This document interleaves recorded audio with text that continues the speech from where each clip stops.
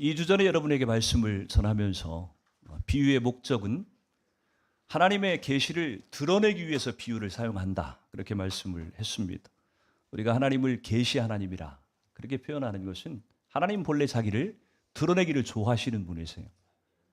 다른 이방신들처럼 꽁꽁 숨겨서 자기를 감추고 돈 많이 갖다 내는 사람, 더 많이 헌신하는 사람에게만 보여주고 나머지 사람들에게는 가리우려고 하는 그런 신이 아니라, 살아계신 하나님, 그분은 우리에게 어떻게든 자신을 드러내 보이셔서 우리로 하여금 우리가 어떤 자인지, 어떤 죄인인지, 우리가 어떻게 해야 구원받을 자인지를 깨닫게 하시려고, 도우시려고 우리 가운데 찾아오시는 분이라, 그렇게 나누었습니다. 그래서 예수님은 비유라고 하는 방법을 자주 쓰신 것이, 특별히 마태복음 13장은 비유로 가득 찬 그런 성경이라 그랬습니다. 총 8개의 이 비유를 얘기하고 있는데 다 어떤 같은 주제를 갖고 있다 그랬죠. 어떤 주제였습니까? 천국이라고 하는 주제. 그래서 마태복음 13장은 천국장이라 그렇게 부른다고도 했습니다. 총 8개의 비유, 천국에 대한 비유가 등장을 하는데, 앞에 첫 번째 비유는 씨 뿌리는 자의 비유고, 두 번째 비유는 가라지 비유라고 하는 비유입니다. 나머지 6개의 비유가 쭉 등장을 하죠. 겨자씨 비유도 있고, 누룩 비유도 있고, 밭에 감추인 보화의 비유도 있고, 또 진주를, 좋은 진주를 구하는 장사의 비유도 있고, 이 바닷가에서 고기를 잡는 그물에 대한 비유도 있고, 새 것과 옛 것을 곳간에서 꺼내오는 주인의 비유도 있고, 다른 후반부에 6가지 비유가 있지만 앞에 씨 뿌리는 자의 비유와 이 가라지 비유는요, 나머지 6개의 비유와 분리되어서 또 다른 특징을 갖고 있다고 제가 설명을 드렸습니다. 이 첫 번째, 두 번째 비유는요, 예수님께서 여러분이 오늘 성경을 읽은 것처럼 두 군데를 읽었어요. 그렇죠? 보통 성경은 쭉 이어지도록 되어 있는데, 예수님께서 먼저 비유를 말씀하시고 이 비유에 대한 해설을 해주고 계세요. 제자들이 이해가 안 가니까 예수님에게 질문을 했고, 예수님이 내가 말한 비유가 어떤 의미를 갖고 있는지를 부차적으로 설명을 해주고 계신다고 하는 것입니다. 이 씨 뿌리는 자의 비유와 가라지 비유, 이 2가지 비유는 같은 방식이에요. 먼저 비유를 말씀하시고 잘 이해를 하지 못하는 제자들에게 다시 해설을 해주는 형태의 방식을 취하고 있다고 하는 것입니다. 나머지 6가지 비유하고는 다른 거예요. 다른 6가지 비유는 그냥 비유 자체가 해설과 같이 되어 있습니다. 어찌됐든 간에 예수님께서 지금 집에서 나가셔서 바닷가 해변으로 가셨어요. 뭐 하시려고 하셨겠어요? 고기 잡으려고? 예수님이 설교하시려고 가셨습니다. 근데 너무나 많은 사람들이 모여든 거예요.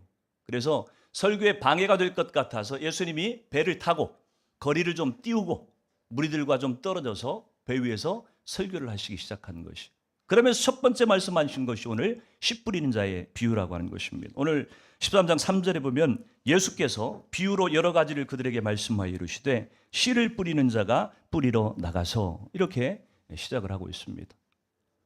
여러분 혹시 씨를 뿌려보셨습니까? 네. 우리 방역 집사님 하도 농사를 많이 지어가지고 아마 도시 문화 속에서 살아가는 저와 여러분은 씨를 뿌려보는 것은 고사하고 씨 뿌리는 것조차도 본 적이 아마 없었을지 모르겠어요. 요즘은 또 농사 짓는 방식이 옛날하고 달라져가지고 요즘은 그냥 넓은 들에 헬리콥터로 이렇게 파종을 하기도 합니다. 그리고 도시에서 우리가 화분에다 뭘 갖다 심을 때는요, 대부분 어떻게 해요? 모종을 갖다 심어요. 힘이 모종을 키워가지고 모종을 갖다 심기 때문에 씨 뿌리는 것을 볼 기회가 거의 없습니다. 여러분 어릴 때, 제가 시골에서 자랄 때 제가 농사를 짓는 건 아니고 부모님이 농사를 짓는 것을 고등학교 때까지 계속 옆에서 이렇게 같이 봤잖아요. 근데 씨를 뿌리는 것은요, 절대 다른 사람에게 시키질 않습니다. 꼭 누가 씨를 뿌리세요?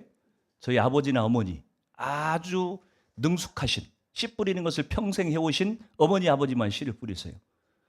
저희 형님도 농사를 돕느라고 같이 있었지만 형님한테도 기회를 안 주더라고요. 보니까 항상 어머니 아버지가 씨를 뿌려요. 근데 원래 이 어린아이의 심리가 이게 하지 말라고 하면 더 하고 싶죠. 씨를 왜 어머니 아버지만 씨를 뿌릴까? 나도 좀 한번 뿌려보고 싶은데. 근데 절대 기회를 줄 리가 없잖아요. 왜 기회를 안 줄까요? 요즘처럼 뭐 곡식이 넘쳐날 때야, 먹고 사는 것이 문제가 없을 때야 상관이 없지만, 그 당시에만 해도 씨앗이라고 하는 것은 사람이 먹을 수 있는 것을, 먹어야 될 것을 아끼고 전략해 놓은 것이 씨앗이기 때문에 한 톨이라도 낭비되면 안 됩니다. 그러니까 함부로 씨를 뿌려서는 안 돼요. 씨를 뿌릴 때는 잘 모릅니다. 잘 뿌렸는지 못 뿌렸는지. 근데 씨앗이 나고 보면은 실력이 없는 사람이 뿌려놓은 씨는 다 엉뚱한 데로 가서 싹이 나게 돼 있다고 하는 것이죠. 제가 언젠가도 설교 때 한번 얘기한 적이 있지만, 제가 어릴 때 아버지가 손님이 오면 닭을 잡는데 꼭 아버지가 닭을 잡으셔요. 어머니도 안 잡으시고 꼭 아버지가 닭을 잡으시더라고. 그래서 저는 닭을 무척 잡고 싶었어요. 그러니까 이번에 사이판에 갔는데 마지막 날 저녁에 선교사님이 그 교회 뜰에 키우는 닭이 있어요. 닭, 염소, 뭐 오리 이런 걸 키우는데 가기 전날이라고 닭을 잡아 주시겠다는 거예요. 근데 자기는 잡을 줄 모른대. 걱정하지 마라. 내가 그럼 잡아주겠다. 그래가지고 그 닭을 잡을 생각을 했던 이유가 뭐냐면, 새벽이 되면요, 이 닭이 얼마나 시끄럽게 울어대는지 한 5초 만에 한 번씩 울어대요. 도저히 잠을 잘 수가 없는 거예요. 그래서 저 목을 빨리 비틀어야 될 텐데 싶었는데 선교사님이 잡아먹으라 소리를 안 하니까 마지막 날 선교사님이 닭을 잡으라 그래가지고 내가 잡겠다. 그래가지고 닭을 2마리를 잡았습니다. 목을 비틀어서 뜨거운 물에다가 담궈서 털을 다 뽑아내고 목을 잘라내고 다 배를 갈라가지고 소위 말하는 그 똥집이라고 하는 모래주머니 다 뒤집어 가지고서 처리하고, 제가 무슨 생각이 들었냐면은 다른 같이 간 목사님, 선교사님들 즐겁을 해요. 어떻게 닭을 잡네요, 어떻게. 자기들은 다 먹으면서, 잡아놓은 닭은 다 먹을 줄 알면서 어떻게 잔인하게 닭을 잡내는 거예요. 그래서 제가 드는 생각이, 내가 좀 특별한 사람이구나. 내가 이 외과 의사가 돼야 될 사람인데 목사가 잘못됐나 보다. 저는 그런 게 너무 재밌어요. 이게 너무 재밌어요. 40년 전에 닭을 잡아보고 그 뒤로 닭을 잡아본 일이 없잖아요. 제가 서울에 살았으니까 40년도 넘었는데 전혀 헷갈리지 않고 옛날에 했던 대로 그대로 닭을 다 해부를 해가지고, 여러분, 어른인 아버지가 왜 어린아이인 저에게 닭을 잡지 못하도록 했을까요? 괜히 닭 잡는다고 칼 다루다가 다치기만 할까 봐. 시원찮으니까 안 맡기는 거예요. 오늘 예수님 당시에는 농경 사회였었기 때문에 씨를 뿌린다고 하는 것이 가끔 볼 수 있는 일이 아니에요. 늘 보던 일이에요. 배 위에서 어쩌면 육지에 앉아있는 무리들을 바라보고 지금 설교하고 있는 예수님의 눈에 어쩌면 언덕 위에서 씨를 뿌리고 있는 농부가 보였을지도 몰라요. 예수님이 이 비유를 사용한다고 하는 것은 우리가 알아듣기 어려운 소재를 가지고 비유를 쓰신 적이 없어요. 다 일상적이고 현실 속에서 우리가 늘 보는 것들. 그래서 누구에게나 얘기만 해도 금방 알아들을 수 있는 그런 소재를 가지고 예수님이 비유로 말씀을 하셨다고 하는 것입니다. 그러니까 많이 배운 사람이든 못 배운 사람이든 똑똑하다고 생각하는 사람이든 아니면 평범한 사람이든 누구나 알아들을 수 있도록 예수님은 비유라고 하는 방법을 쓰셨다고 하는 것입니다. 만약 예수님께서 오늘날 우리 교회에 와서 지금 설교를 만약 예수님이 하신다고 한다면 씨 뿌리는 자의 비유를 했을까요, 안 했을까요? 절대 안 하셨을 겁니다. 왜? 씨 뿌리는 게 뭔지를 알아듣지 못하는 사람들한테 씨 뿌리는 비유를 했겠어요? 아마 요즘 같았으면 예수님이 이렇게 비유했을지 몰라요. 재테크하는 사람의 비유를 들으라. 재테크하는 사람이 나가서 재테크할세. 더러는 비트코인에 투자를 했고, 더러는 주식에 투자를 했고, 더러는 아파트 투기하는 데 투자를 했고, 더러는 공장을 짓기 위해서 땅을 샀느니라. 아마 이렇게 비유했을지 모르겠어요. 비트코인에 투자한 사람은 자기 가족 일가 친척을 다 망하게 만들고, 주식에 투자한 사람은 신용불량자가 되었고, 아파트에 투자한 사람, 아파트에 투기한 사람은 역시 망해가지고서 바깥으로 쫓겨나는 일이 있었을 것이고. 근데 공장에 투자한 사람은 열심히 땅을 다서 공장을 짓고 땀 흘려서 일을 해서 행복하게 잘 살았다. 뭐 좀 이렇게 예수님이 비유를 들었을지 모르겠어요. 아무튼 간에 우리는 이 씨 뿌리는 자의 비유를 들으면서 우리의 현실과는 좀 동떨어진 생소한 것 같은 이해하기 어려운 소재라고 생각할지 모르겠지만 그럼에도 불구하고 성경이 그렇게 쓰여 있으니까 우리는 최선을 다해서 씨 뿌린 자의 비유를 이해할 필요가 있다고 하는 것입니다. 오늘 비유가 그래요. 네 종류의 상황이 전개가 됩니다. 씨를 뿌리는 자가 뿌리러 나가서 그러면서 오늘 4절에서 8절까지 예수님이 먼저 비유를 말씀하십니다. 비유를 다시 한번 읽어봅니다. 제가 읽어볼 테니까 잘 한번 들어보세요. 뿌릴새 덜어는 길가에 떨어짐에 새들이 와서 먹어버렸고 덜어는 흙이 얕은 돌밭에 떨어짐에 흙이 깊지 아니하므로 곧 싹이 나오나 해가 돋은 후에 타서 뿌리가 없으므로 말랐고 덜어는 가시떨기 위에 떨어짐에 가시가 자라서 기운을 막았고 덜어는 좋은 땅에 떨어짐에 어떤 것은 100배 어떤 것은 60배 어떤 것은 30배 결실을 하였느니라. 아멘. 여러분 씨는 아무리 잘 뿌린다고 해도 원하는 곳으로만 씨가 떨어지지 않는다고 하는 것이, 아무리 노련한 농부가 씨를 뿌린다고 해도 씨라고 하는 것은 목적하는 곳이 아닌 다른 곳에 떨어지는 씨앗들이 분명히 존재합니다. 그래서 오늘 네 종류의 이 상황을 상정한 것이 길가밭에 떨어지는 씨앗도 있고 돌짝밭에 떨어진 씨앗도 있고 또 이 가시떨기 위에 떨어진 씨앗도 있고 좋은 밭에 목적하는 그런 밭에 떨어진 씨앗도 있다고 하는 것입니다. 여러분 이 비유를 보면요, 씨는 같은 씨예요. 그렇죠? 씨가 다릅니까? 같은 씨앗이에요. 같은 씨앗인데 네 종류의 토양에 떨어져 가지고 새 밭은 열매를 맺지 못하고 마지막 한 밭만 열매를 맺었다. 이게 지금 오늘 씨 뿌리는 비유, 예수님 먼저 말씀하신 비유의 내용이라고 하는 것입니다. 이 비유만 본다고 한다면 예수님이 마치 뭐를 말씀하시고자 하는 것처럼 보여지느냐면 밭이 중요하다. 토양이라고 하는 것이 너무너무 중요하다. 왜냐하면 토양이 어떤 토양이냐에 따라서 길가밭에는 싹도 내지 못하고 그냥 새들이 와서 먹어버렸고 돌짝밭은 겨우 싹이 나기는 했지만 뿌리를 내리지 못해서 햇빛이 나니까 말라 비틀어 죽었고 가시떨기 위에 떨어진 씨앗은 잘 자라는 것 같았지만 가시의 기운이 눌러서 결국 질식해서 죽어버리고 말았다. 그러나 옥토밭에 떨어진 씨앗은, 옥토밭은 너무나 밭이 좋아서 100배, 60배, 30배의 결실을 맺었다. 토양의 상태에 따라서 결과가 달라지는 것처럼 오늘 비유가 말씀을 하고 있어요.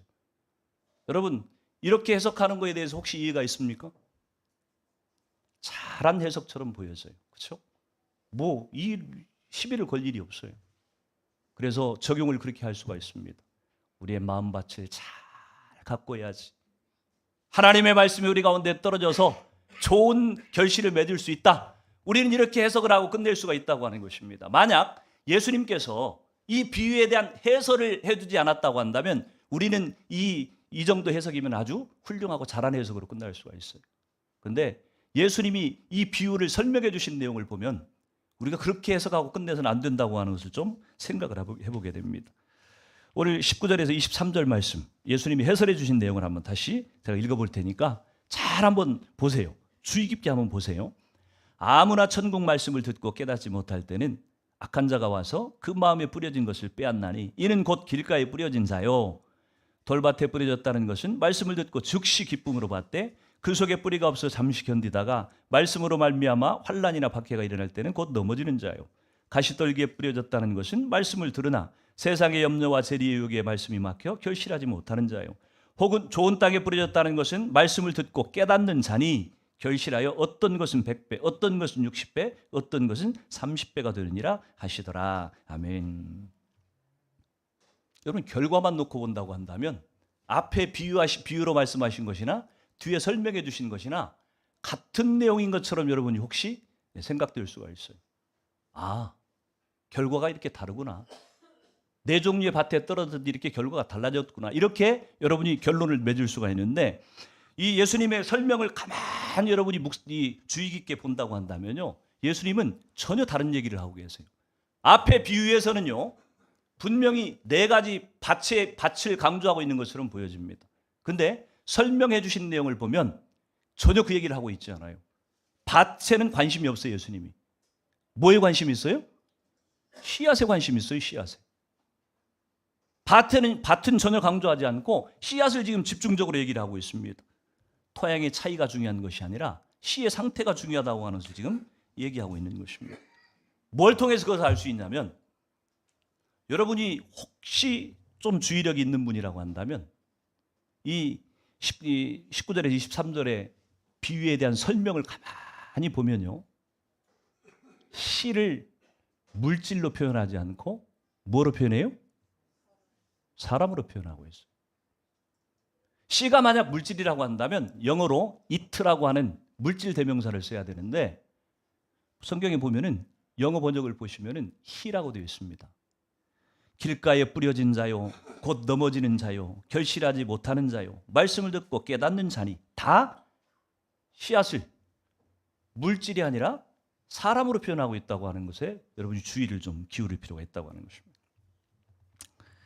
여러분, 물질 대명사를 쓰지 않고 인칭 대명사를 썼다고 하는 것은 여기서 씨가 그냥 우리가 생각하는 씨앗이 아니고 뭐라고요? 사람을 지금 얘기하고 있는 거예요, 사람. 여러분, 씨가 사람이라고 한다면, 우리가 전통적으로 앞에 비유를 보고 해석한 대로 한다고 한다면 우리는 어떻게 생각을 하냐면, 씨를 뿌리는 분은 누구예요? 예수님. 그렇죠? 조금 확대하면은 설교자.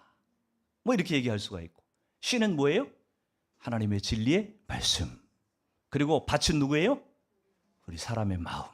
그래서 예수님께서 우리 가운데 말씀을, 진리의 말씀을 선포하시면 그 말씀의 씨앗이 밭인 우리 마음에 떨어져서 우리 마음밭이 좋으면, 옥토밭이면 좋은 열매를 맺힌다. 이렇게 우리가 전통적으로 그냥 해석을 하고 끝냈단 말이에요. 근데 예수님의 이 해설을 본다고 한다면 그런 얘기가 아니에요, 결코.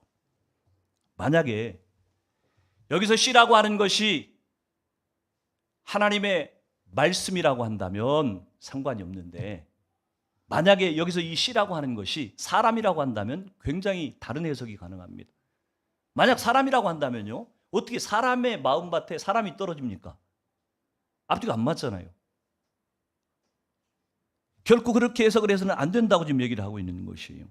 그래서 이 비유에서 주님은 지금 뭘 강조하려고 하냐면은, 밭이라고 하는 것이 사람의 마음이 아니고 이 세대, 이 세상이 밭이라고 지금 얘기를 하고 있는 것이고, 이 세상 가운데 예수님이 뭘 뿌려요? 천국의 아들들, 그리스도의 제자들, 하나님의 말씀을, 생명을 받고 변화된 그리스도인들, 그런 우리들을 세상 가운데 뿌린 거예요. 이렇게 얘기하면은 정말 그렇게 해석해도 되나요? 여러분 이렇게 생각할지 모르지만, 두 번째 가라지 비유에 보면 13장 38절을 한번 보여주실래요? 같이 읽습니다. 시작. 밭은 세상이요, 좋은 씨는 천국의 아들들이요, 가라지는 악한 자의 아들들이요. 예수님이 그렇게 설명을 하시잖아요. 밭이 어디라고요? 우리 마음밭을 얘기하고 있는 게 아니에요. 밭은 세상을 얘기하고 있는 것입니다. 이 악한 세대를 얘기하고 있는 것이에요.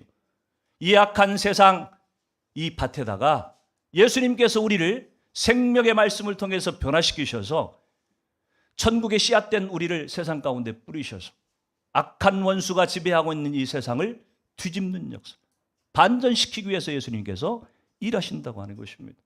그러고 보면 예수님께서 이 땅에 오셔서 하신 일이 뭐예요? 제자들을 세우는 일이었어요. 그렇죠? 예수님이 제자들을 세우는 일이었어요. 많지도 않았어요. 12명밖에 안 됐어요. 그 12명을 가지고 2000년이 지난 지금 이 세상에서 본다고 한다면 세상을 완전 뒤집어 놓으셨잖아요. 마귀가 지배하는 세상을 완전히 뒤집어 놓으셨어요. 예수님이 하시고자 했던 일이 그 일이었던 것처럼 오늘 씨 뿌리는 비유에서 우리에게 말씀하시고자 하는 것은 바로 그런 부분인 것입니다. 그래서 우리는 오늘 이 씨 뿌리는 자의 비유를 통해서 우리가 관심을 가져야 될 것은요, 밭의 상태가 아니에요. 씨앗의 상태가 지금 중요하다고 하는 것입니다.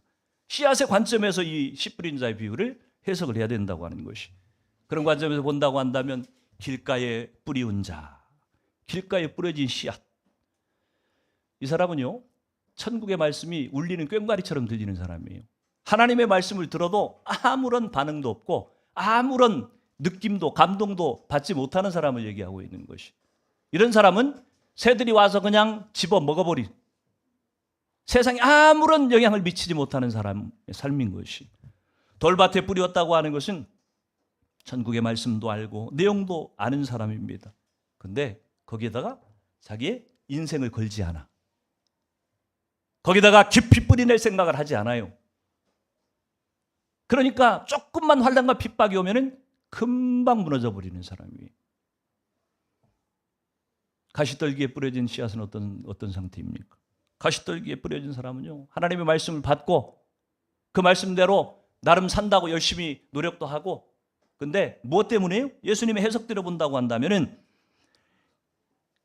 세상에 가면은 세상에 우리를 유혹하는 많은 것들, 그러니까 세상의 염려와 재리의 유혹들, 이런 것들이 다가올 때 그런 것들에게 질식당해가지고 결국 우리의 신앙을 놓쳐버리고 열매를 맺지 못하는 그런 사람을 얘기해요.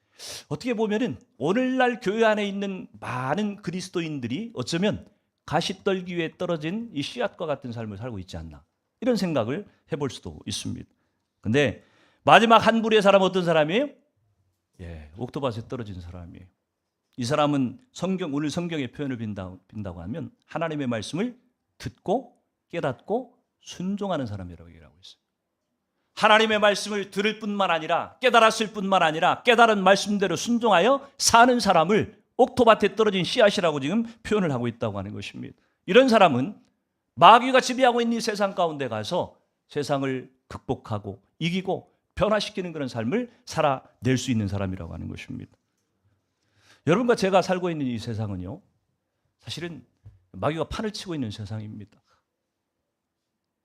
우리의 죄로 말미암아서 사실 요즘 세상을 보면은 얼마나 엄청난 재앙들이 많이 일어나고 있습니까? 예전에 우리가 경험했던 재앙하고는 좀 차원이 다른 것 같아요. 옛날에는 고작해야 뭐 지진, 태풍, 뭐 이런 거 말고는, 뭐 가뭄, 이런 거 말고는 전통적인 그런 재앙들 말고는 없었잖아요. 요즘의 재앙을 보면은 뭐 엄청나요. 막 미국의 무슨 사막에 막 홍수가 나가지고 막 다 떠내려가고 난리가 아니에요. 그렇죠? 남극의 기온이 막 38도까지 올라간대요. 말이 됩니까 이게? 이전에는 겪어보지 못했던 재앙들이 일어나고 있어요. 주님이 재림하실 날이 멀지 않았다고 하는 생각이 진짜 들 만큼. 근데 여러분, 이 모든 재앙들이, 이 피조물들의 이 고통들이 다 무엇 때문인 줄 아세요? 우리 인간의 죄악 때문이에요. 우리 죄악 때문에 사실 찾아오는 그런 재앙들인 것이죠. 로마서 8장 32절을 보면 피조물이 다 이제까지 함께 탄식하며 함께 고통을 겪고 있는 것을 우리가 아느니라. 우리만 고통당하고 있는 것이 아니라 하나님이 지으신 우주 만물 피조 세계가 다 지금 고통을 당하고 있는 것이, 이들이 간절히 바라는 것이 있다고 얘기를 하는데 로마서 8장 19절에 그렇게 얘기를 합니다. 같이 한번 읽어봅니다. 시작. 피조물이 고대하는 바는 하나님의 아들들이 나타나는 것이니. 아멘. 피조물에 고대하는 것이 하나님의 아들들이 나타나는 것이래. 하나님의 아들은 예수님 아닌가? 이렇게 생각할 수 있는데, 만약 그렇다고 한다면 하나님의 아들이 나타나는 것을 이렇게 단수로 써야겠죠. 근데 하나님의 아들들이라고 하는 표현을 봐서 분명히 예수 그리스도의 그 생명을 마음속에 품고 변화된 그리스도인들, 천국을 세워가기 위해서 부름받은 저와 여러분들을 얘기하고 있는 것으로 보여집니다. 그러니까 이 피조세계가, 고통당하는 이 세계가 누구를 간절히 기다리고 있다고요? 하나님의 아들들이 나타나는 것을 기다리고 있는 거예요. 그 하나님의 아들들이 누구예요? 우리 예수 믿은 그리스도의 제자된 저와 여러분들이 다 그 한 사람 한 사람이라고 얘기를 하고 있는 것입니다. 로마서의 말씀이 그대로 이루어지고 있는 것이고, 우리는 하나님의 그 부르심대로 부름받은 사람이라고 얘기하는 것입니다. 그래서 여러분, 우리는 신앙생활 하는 것이 고작 나 한 사람 편안하게 신앙생활 하다가 천국 가는 것이 우리의 목적이 아니에요. 예수님께서 저와 여러분을 부르시는 것은요, 천국의 추수꾼으로 부른 거예요. 천국의 추수꾼 하니까 무슨 이단에서 쓰는 표현 같은데, 천국의 추수꾼으로 저와 여러분을 부른 것이 틀림이 없습니다. 그래서 저와 여러분이 한 사람 한 사람이 변화되어서 우리가 가정 속에서, 우리가 속한 직장 가운데, 내가 속한 공동체 가운데서 그것들을 변화시켜내고, 슬픔이 있고 위로가 필요하고 절망 가운데 낙심하고 있는 세상 사람들에게 유일하게 그들을 위로하고 그들에게 소망의 빛을 줄 수 있는 것은 하나님의 자녀인, 생명을 갖고 있는, 예수 그리스도를 우리 가운데 품고 있는 저와 여러분 외에는 사실 없다고 하는 것이에요. 예수님께서 천국의 열매를 맺히는 사람을 100배, 60배, 30배라고 얘기했죠. 그러니까 아무리 열매를 적게 맺어도 30배 맺힌다는 얘기예요. 여러분은 어느 정도 열매를 맺히고 살아가고 있습니까? 한 2배 정도라도 열매를 좀 맺히고 있나요? 우리가 2배 정도 열매를 맺히고 있어도 잘 사는 삶이 아니라고 하는 것이에요.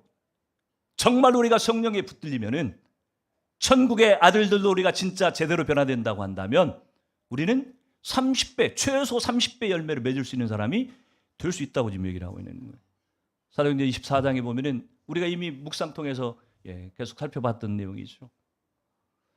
이 대제사장 아나니아의 서기장이었던 변호사였던 터툴로라고 하는 사람, 이 사람이 벨릭스 총독 앞에서 사도 바울을 고소하면서 그렇게 얘기를 해요. 사도행전 24장 5절에 보니까 우리가 보니 이 사람은 전염병 같은 자라, 천하에 흩어진 유대인들을 다 소유하게 하는 자요, 나사렛 이단의 우두머리라.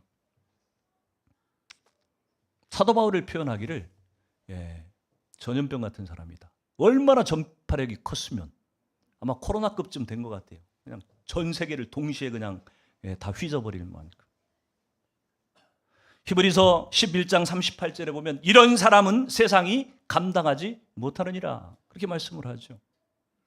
적어도 우리가 예수를 믿고 산다고 한다면, 우리가 정말 천국의 백성으로 부름을 받았다고 한다면 적어도 우리가 이런 소리쯤은 듣고 살아야 정상인 것이에요.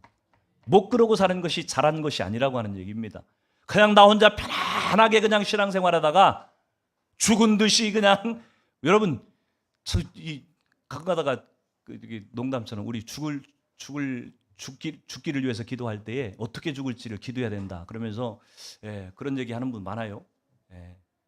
저녁 맛있게 잡수시고 깨끗하게 샤워하고 소파에 앉아가지고 잠자는 듯이 천국 가는 것이 내 꿈입니다. 내 기도 제목입니다. 나이 드신 분들 혹시 그렇게 기도하고 있다고 한다면 회개하셔야 될 줄 알아요. 그러면 사도발처럼 거꾸로 참수당해서 죽으면 버림받은 사람입니까? 저주받은 사람이? 신앙 실패한 사람이? 말도 안 되는 얘기. 우리는요, 그런 것 가지고 기도해야 될 사람이 아니에요. 여러분이 그렇게 죽고 싶다 그래서 그렇게 죽어지는 것도 아니고요. 그렇게 안 죽겠다 그래서 그렇게 안 죽어지는 것도 아니에요. 죽고 사는 것은 하나님이 알아서 하실 일이고, 우리가 목표해야 될 일이 있다고 한다면 우리의 관심은 다른 데 있으면 안 돼요. 내게 주신 이 생명의 말씀을 가지고 어떻게든 죽어가는 사람들, 지옥으로 향할 사람들, 이 사람을 어떻게 살려낼 것인가, 이 사람들에게 어떻게 소망을 불어넣어 줄 것인가, 이것이 저와 여러분의 목표이고 인생의 목표이고 신앙의 목표이고 관심사여야 하지, 다른 것에 우리 관심이 있어서는 안 돼요. 그런 거는요, 하나님께 맡겨도 다 알아서 하셔요. 여러분은 어떤 씨앗입니까? 오늘 설교의 제목이죠. 여러분은 어떤 씨앗입니까? 우리는 밭을 탓하고 살 때가 얼마나 많은지 몰라요. 그렇죠? 하나님, 내가 사는 밭은 길가밭 같아요. 돌짝밭 같아요. 가시떨기밭 같아요. 그래서 이것도 못하고 저것도 못하고 나는 이렇게 살 수밖에 없어요. 여러분, 이렇게 살아가는 사람은 예수님의 앞에 비유만 듣고 끝난 사람이에요. 예수님의 이 비유의 해설을 듣고 제대로 이 씨 뿌린 자의 비유를 이해한 사람이라고 한다면 밭을 탓하지 않습니다. 중요한 것은요, 씨앗이에요. 씨앗에 정말 생명력이 있으면요, 바위가 있어도 바위를 뚫고 뿌리를 내릴 수 있는 것이 이 성령의 능력 아닙니까? 우리는 못해. 우리는 맨날 밭만 탓할 수 있을지 모르겠지만 저와 여러분 속에 계시는 그 성령님이 역사하시면요, 바위를 뚫는다니까요. 가시떨기가 위어살라고 하면요, 가시떨기를 다 털어내버릴 수 있는 능력이 있는 거예요. 그 성령을 의지하고 사는 것이 천국의 아들 된 저와 여러분들의 책임이고 사명이라고 하는 것입니다. 길가밭에 떨어진 씨앗도 되지 마시고, 돌짝밭에 떨어진 씨앗도 되지 마시고, 가시떨기밭에 떨어진 씨앗도 되지 마시고, 옥토밭에 떨어진 씨앗과 같이 밭의 상태와 전혀 상관없이 언제 어느 때 어떤 상황 가운데 던져놓아도 그 속에서 그리스도의 생명의 말씀으로 싹을 틔우고 뿌리를 내리고 결실을 해내서 하나님의 나라 천국을 이 땅 가운데 확장해가는 일에 쓰임받는 저와 여러분들이 되기를 주 이름으로 축원을 드립니다. 같이 한번 기도합니다.